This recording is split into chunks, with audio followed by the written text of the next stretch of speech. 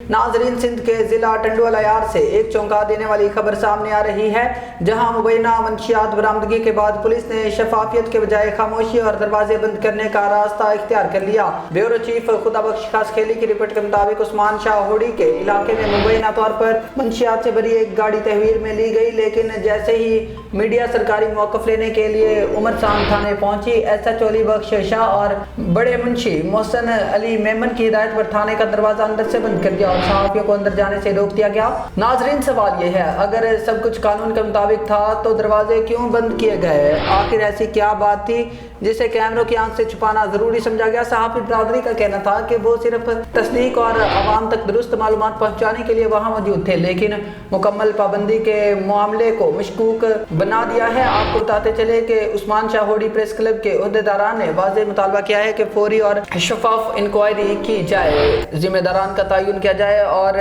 Media को बाज़ाब्ता briefing दी जाए। बसूरत दीगर सहाफी बरादरी सख्त लाहेहामल इख्तियार करेगी। हमने इस हवाले से SSP टंडवाला यार्ड सलीम शाह से भी राब्ता किया और सरकारी वजाहत तलब की है।